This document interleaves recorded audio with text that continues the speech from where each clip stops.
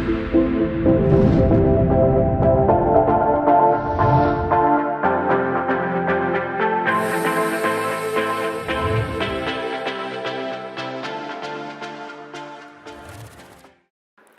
my name is Nadia, and I'm the CEO and founder of Perksy, and we're building the future of feedback.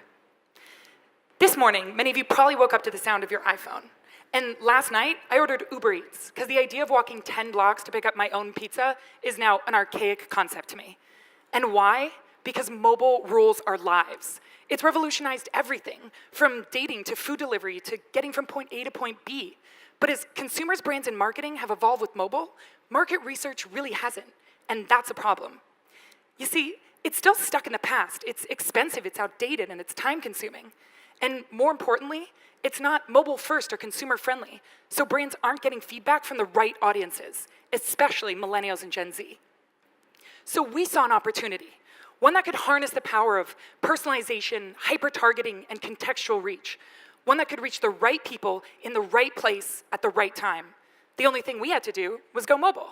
So we built Perksy, a next-gen consumer insights platform that powers real-time research with hyper-targeted audiences of millennials and Gen Z. And we did it all through a mobile app experience that puts the user first. Our users answer interactive, immersive questions from brands in a format called stacks. We never use the word survey. To unlock exclusive rewards and experiences at over 100 brands, like Nike, Nordstrom, Sephora, Delta Airlines, even Spotify and Netflix. One of the most common pieces of feedback we hear from our audience is that it just doesn't feel like a survey. And that's the experience that really sets us apart. It's almost like a game, and our users are pretty addicted. Our completion rate is 83%, meaning 83% of our total audience responds to their stack within 5 hours of getting a notification. But where are these questions even coming from? Well, for the brands asking, we have an enterprise-grade subscription platform that's all DIY. Brands can create and design their own custom research questions and add media-rich content like photos, videos, and GIFs. Then they can reach their audience contextually by getting hyper-targeted and hyper-local, choosing from demographic, behavioral, social, and locational data points. They can even create geofence stacks so that anyone who walked into this conference today could get a stack from Mastercard. Then brands can analyze the responses as they come in live and explore audience breakdowns for each question. I think one of the most common pieces of feedback that we hear from brands is that they love that they can get 1,000 responses in under 30 minutes. And our audience is what we do best. We don't use standard, antiquated third-party sample. And the most important thing is that brands are talking to real, everyday people across the country who are diverse, like you and I. We only launched in January, and we've already collected over 5 million responses. We've booked 1.3 million in revenue and went from 3 to 11 people, including the former global CMO of Nielsen. Perksy is building the future of feedback by asking, what's next?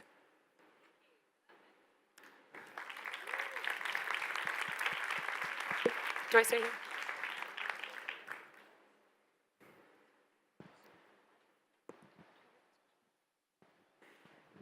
Can you spend some time going through your data analytics, data science pieces of this? Because if you're saying your market research, I'm glad you have an awesome CMO, but where's the applied science side?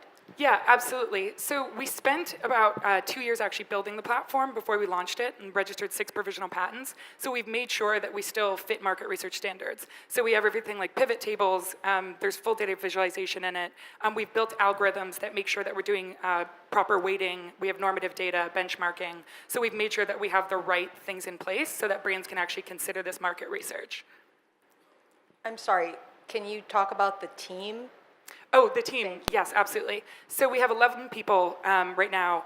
We pulled in database design engineers. We've got 3 people that actually come from the market research industry. So there's myself. We brought in a VP from Ipsos and Kantar, an EVP of sales from Nielsen. And as for the CMO, he actually serves as our COO. And they've been great on that component of it. But the engineers have been able to build the data science components on their own. And the next step for us is we're actually currently fundraising so that we can build out our data science team to keep embellishing on that component of the platform. Do you have any validation? Because questionnaire people are very rational when they respond to it. Do you have any validation from the brand side saying that it really is adding value to their brand? Yeah, absolutely. So a lot of the campaigns that we run, they're under confidentiality, so we can't share a lot of them. But we actually started as ad hoc research, and then brands started coming in with subscriptions. So when we started with Pepsi and Smuckers and some of the Fortune 500 brands we work with, they were just running ad hoc research projects, and then they felt it was valuable enough to actually move to a subscription. So it actually brought our ACV to about $300K per year. Do you have any plan in the future to add any biometrics? That's all we have time for, I'm afraid. Thank you Yes. very much. Maybe you'll answer that later. Thank you. Good afternoon to everyone. My name is Gabriela Estrada, and I'm co-founder at Vexi, the first credit card for young underbanked people in Mexico.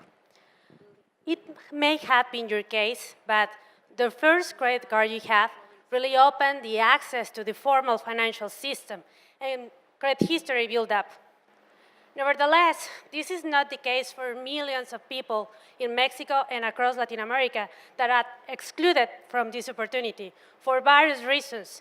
Maybe because their income is low, they lack proof of income, or they lack previous credit history. What we do in Vexi is that we provide the key to open the door for the formal financial system through a credit card adapted to this market. What's our value proposition? To say yes to people that have been receiving no's for a long time.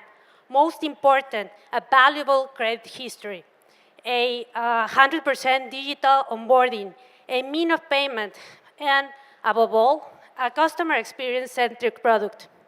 We do have top-of-class features based on security, expense management, and self-service in our app. What about competition? Currently, we are the only player providing this service to this segment in Mexico, and we do have clear advantages against our main competitors or indirect competitors in Mexico.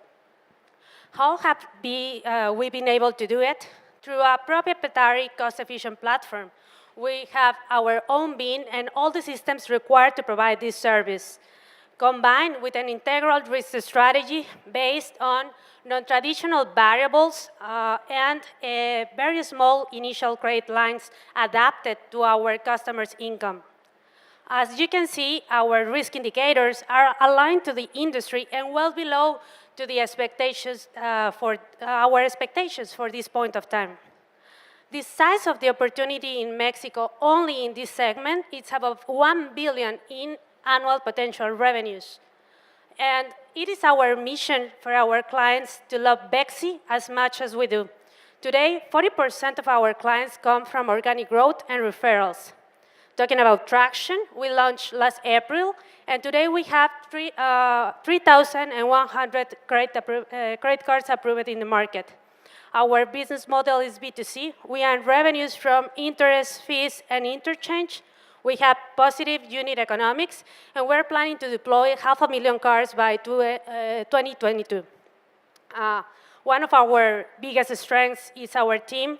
We are not just diverse and interdisciplinary, but deeply experienced in our fields, passion, and dedicated. We were honored. Thank you. 3 minutes. Okay. Judges. Hi. Can you expand on the non-traditional scoring and how you guys are actually going about that? Most of the consumers today obviously don't have any credit history, so how are you calculating the risk of these customers? We include various different types of variables, mainly technology ones, from the way they are doing their applications. We include socio-demographic. We include also some psychometric tests that are performed during the application they are fulfilling. We do check their credit history. If they have bad credit history, there's no way they're going to pass. If they don't have credit history and they pass the other variables, they most likely go to one of our smallest credit limits for them to really learn to use a credit card. So you say you have a business to consumer model today, you're going direct to consumers. Can you talk about how you think that's going to evolve? Because that's a very expensive model for a card solution like yours. And how do you think about working with financial institutions? Like how we're getting clients in the future? Or Yeah. Okay, so I believe, and we do really believe that the referrals should be our way of going. We started with online competitors, social networks, but today 40% of our new clients come from referrals. And there are success cases in Latin America where institutions such as ours, one client brings 3 new clients each year. So that's the way to go. That's why we're so focused on customer experience.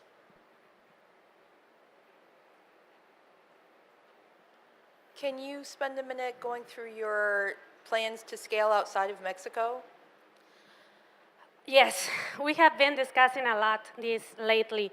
I believe we have talked to people that maybe in California or Florida, there's some opportunity for people, mainly immigrants, that they don't have great histories such as it's happening in their own countries.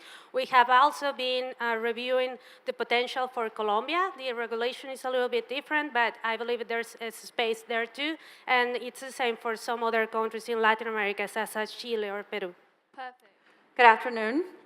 I'm Florence, and I'm co-founder of Leal, a digital platform in Colombia that uses data to understand consumer purchase behavior. Because of the digital revolution, e-commerces know exactly who their end consumer is. Amazon, for instance, knows exactly what you buy, when you buy it, and what to recommend you for future purchases. The problem with that is that only 1% of retail transactions in Latin America are online, meaning 99% of transactions in the region happen in complete information darkness, with merchants using surveys to gather some vague details about their consumers. This problem can be summarized in the words of the famous John Wanamaker: "Half the money I spend on advertising is wasted. The problem is I don't know which half." To solve this problem, we created Leal, a digital platform that, by leveraging effective loyalty programs, allows brick-and-mortar retailers to truly understand who their customers are, what they buy, and what they're saying about their brands. For consumers, Leal allows them to have all of their loyalty programs in a single app or card that they can earn points that they can later redeem for rewards. And the points are independent per merchant. For affiliated merchants, Leal is completely disrupting the way they interact with their consumers by bringing them the technology to compete in a digital world. By integrating into our merchants' point-of-sale systems, we're able to capture transactional data and turn it into powerful analytics. In the last 2 years, we've built Colombia's largest loyalty network with more than 400 affiliated brands. Next year, we'll be launching a coalition loyalty program that will allow users to earn universal points in their day-to-day purchases that they will later be able to use as currency to pay for products in our growing network of affiliated brands. Finally, consumers will be able to use those points as real currency and start saving some money. The size of our market is 3 million merchant locations in Latin America that spend on average $70 billion in marketing every year. We've launched in Colombia, and next year we'll be launching our expansion into Mexico and Peru. We're primarily a software-as-a-service business, so our merchants pay us a monthly fee per location. We've launched our white label product, and we're finding different ways to monetize our transactional database with CPG companies, retail companies in the financial industry, amongst others. In the last 2 years, we've been able to prove to our merchants that customer retention is the most effective tool, the most effective marketing tool, by increasing their customers' frequency of visits by 20% on average. We currently have a network of 500,000 active users that have earned points equivalent to $70 billion in more than 2 million transactions. The amount of users redeeming rewards every month grows by 50% each month. This has only been possible due to a fantastic team with experience in business analytics, development, strategy, and digital marketing. We're Leal, and we're turning every transaction into a relationship. That's your time. Perfect. Everyone's doing quite well. Sticking to time. Hi.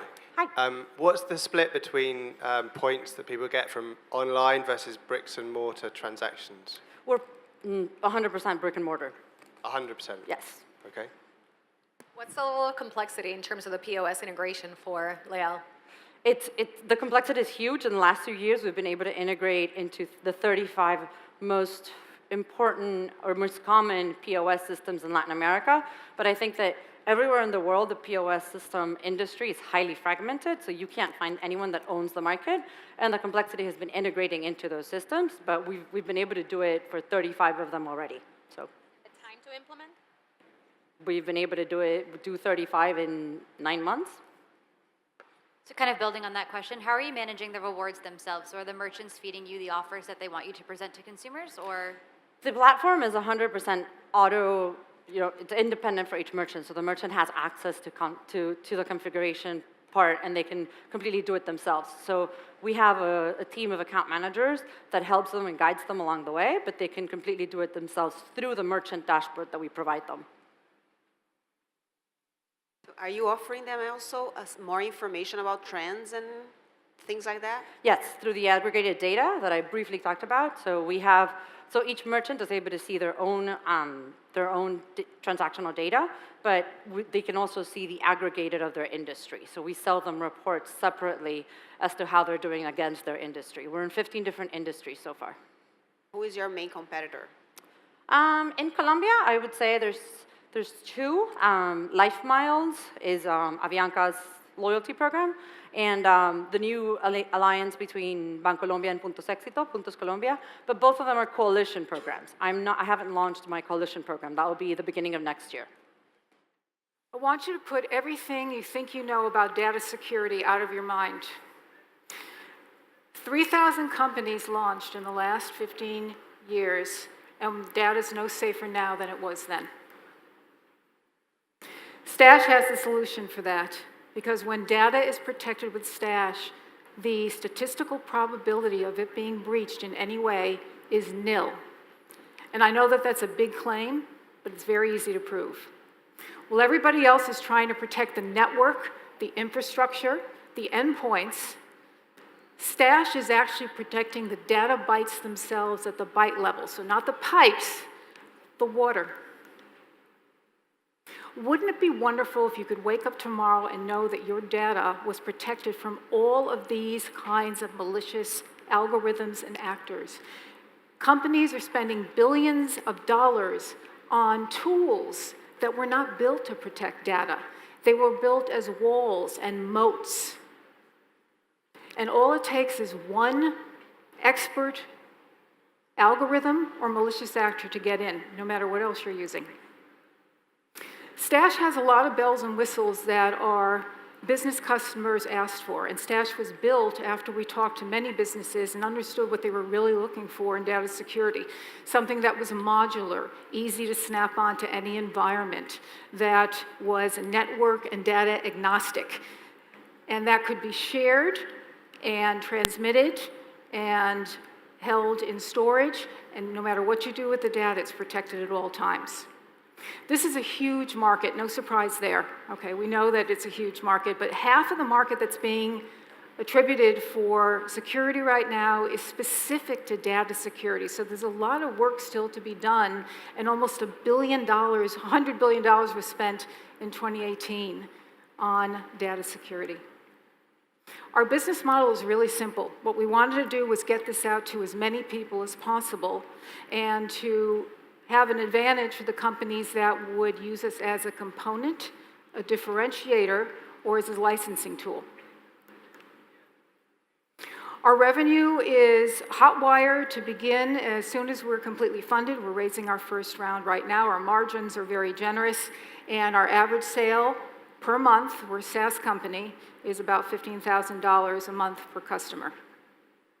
We've got some very large channel partners that we have begun to work with. We have 6 beta companies in a variety of industries that transferred into paying customers, and we've got a great pipeline. We've got intellectual property with patents pending and 1 provisional. We've got a leadership team that is both technical and business-based. That's it. Perfect.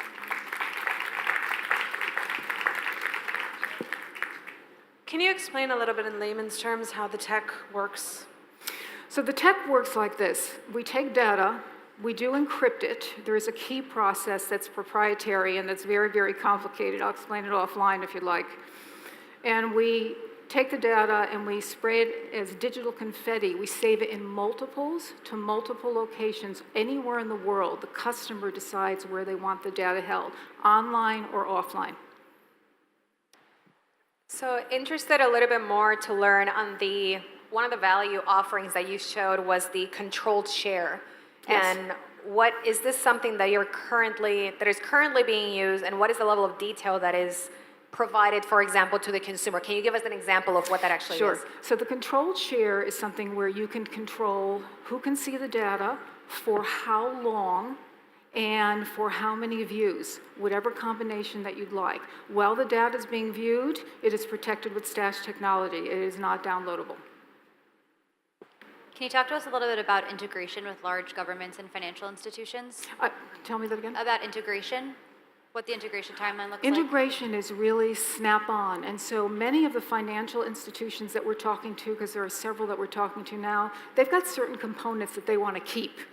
And it's very easy for us to do that because the keys are modular, the security is modular, the back end is modular, so that we can integrate quite easily with whatever they have. If you can go back to the team slide, who are your next 3 key hires? If you can't, don't worry about it. Okay. Who are your next 3 key hires?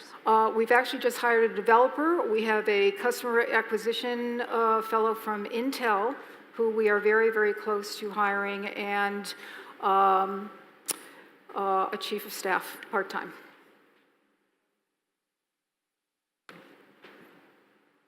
I think you said you had revenues of 17,000 in 2018. That's going correct. to 3 million next year. That's Can right. you explain how that's going to happen? Well, everything is built, everything is active, and what we're looking for now is some funding so that we have a very sophisticated customer acquisition plan. And in order to support our customers, I need the resources. Hi, I'm Carol Caruso. I'm the CEO and co-founder of Bloom Impact. I launched Bloom Impact about a year ago after having worked for a decade across Africa with a wide variety of financial institutions, banks, microfinance institutions, to launch digital payment platforms, mobile banking, mobile money, biometrics, cards, POS. And through this whole experience, I saw that the customer acquisition channel was highly inefficient, very costly, full of risks, and this led banks to really limit the reach, and it led customers to have lack of access to the financial products that they needed. So I wanted to solve this problem by innovating and using technology to create a mobile app, which is an online marketplace, where we empower small businesses in Africa to access digital financial services right through their mobile, allow them to find out what's available on the market, how they're eligible, and apply directly.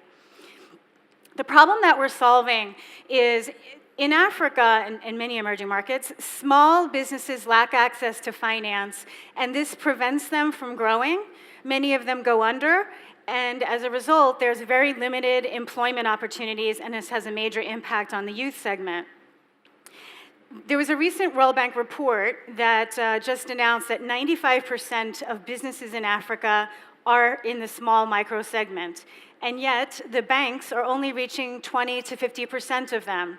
So there's a significant gap, and what we end up seeing as a problem on the market is that a small business owner that may have a thriving business wants to access capital so they can expand, maybe hire more people, get more inventory. They have to leave their place of business to travel through horrendous traffic jams, going from bank to bank to bank to find out which products might be available on the market, terms and conditions.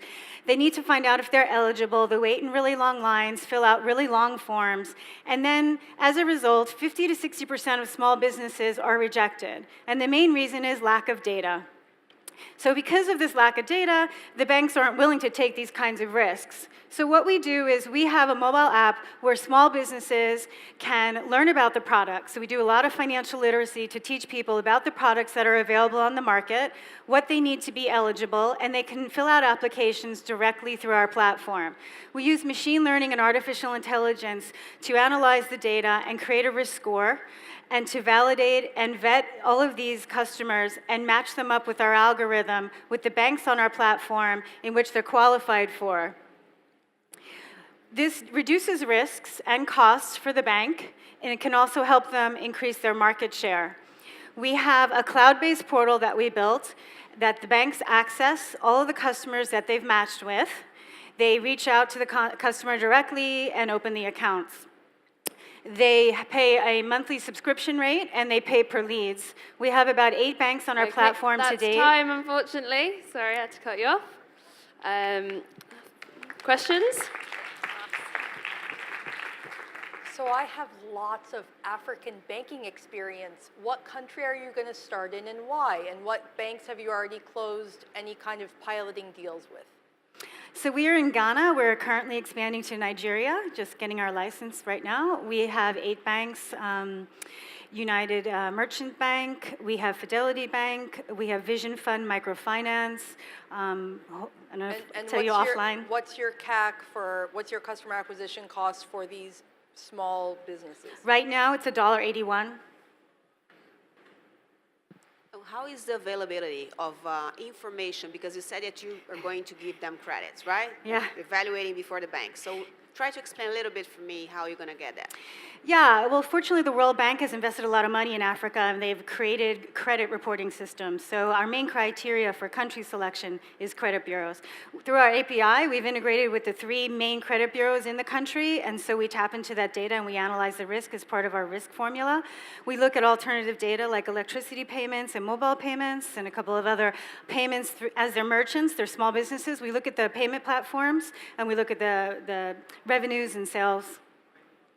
So we're seeing a lot of, for lack of a better word, white-labeled credit scoring solutions emerging in these regions. Can you talk to us about how you're different, if you're leveraging alternative sources of data that other bigger players aren't today? Or if your go-to-market is different, kind of how are you differentiated? Yeah, I mean, white labeling is basically being a vendor to the bank, and what we wanted to do, to use an overused word, is democratize the access by focusing more on the customer. So with our platform, basically the customer is analyzed, and then we find the products that are best suited for them, which is entirely different. If we were to white label and just sell it to all the banks, it'd really be bank by bank by bank once again. So we're trying to create more opportunity for the customer to say, here I am, you guys come after me with the right products that suit my needs. Hi everyone. Point93 is a revolutionary new dynamic pricing app for the retail industry. This is part of our team. We have experience in everything from AI to retail technology. We've been featured at Davos at the World Economic Forum, at NRF's Big Show, and in Forbes magazine. So how does it work? Once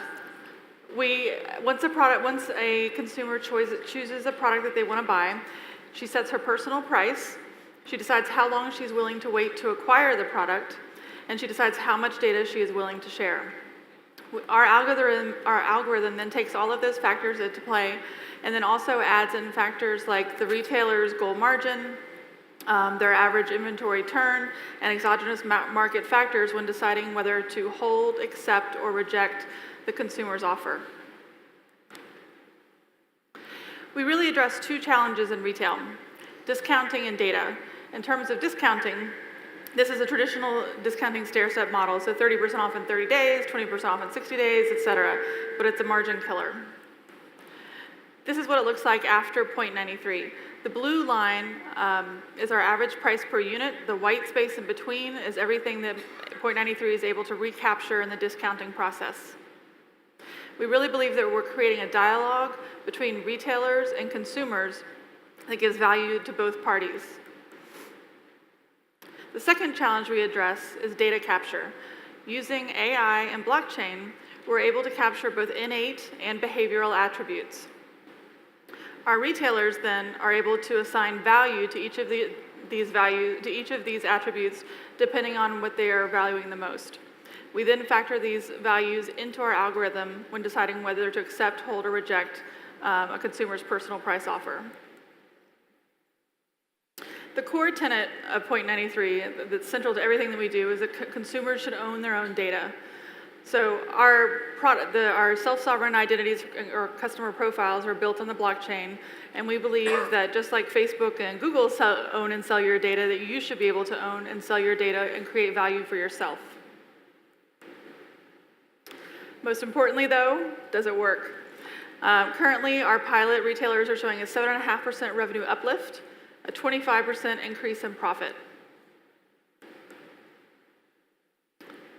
In terms of addressable market, we currently focus mostly on electronics, consumer goods including clothing and accessories, and unique home goods.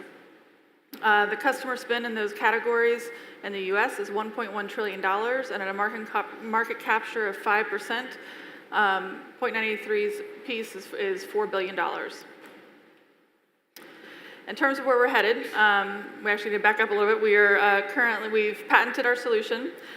We have built an app. We have built a Shopify extension. And we have piloted our program with the help of Spring Leap's Tech Accelerator. We have worked with Macy's and J.Crew on piloting. Next steps are we're refining our algorithm, and we're running a second set of pilots starting in a few months. And then we're planning on launching in Q2 2019. Perfect. Well timed. Okay. Questions for our final female founder? Sure. So many questions. Let's start with data privacy. What type of data is shared? From where is the data pulled? And can the consumers actually control who they're sharing it with? Yes, great question. So we have several hundred questions that you can choose to answer or not, and you can choose which retailers to share data with, how long you want to share data with them, and so you can revoke access to your data as well, and which items you want to share. So the more items you share with them, the more value you receive in terms of a lowered price for the item that you want to purchase. I know you said that you have Macy's and J.Crew that are piloting. Do you have other retailers that you've worked with as well? And also, how many individuals have you now onboarded? So yes and no. So we're starting our pilot program. We have about, I think, 15 new retailers signed up. With this new pilot, we're really focusing on a broad, diverse set of retailers. So everything from mom and pops to larger companies. The larger companies bring in their own challenges in terms of their native ERP systems, but we're also focusing on a variety of industries, or a variety of submarkets within retail, and trying to look at all aspects of the data to make sure that the solution fits multiple types of retailers.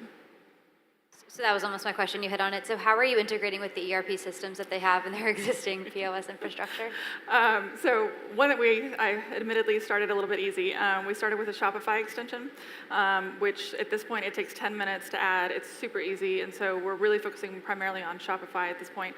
We do have a partnership with SAP that we're going to start working on in the next month or two, and then we're going to start looking at Magento. Can you explain your onboarding? Why am I going to go on and give you data? What does that look like? And can you give us some demographics of the current type of consumer that's interacting with your platform? Sure. In terms of why you would, we're finding primarily at first glance, the first message that consumers are responding to is price, which is to be expected. But the important thing is that we never decouple price from the time factor, because that's what's really important to our retailers. And in terms of demographics, I would say, just because of who our target is and where we are, we're primarily on the East Coast. We're primarily women. We're about 70% of the respondents that we've been working with are women, and in the 25 to 45 age range.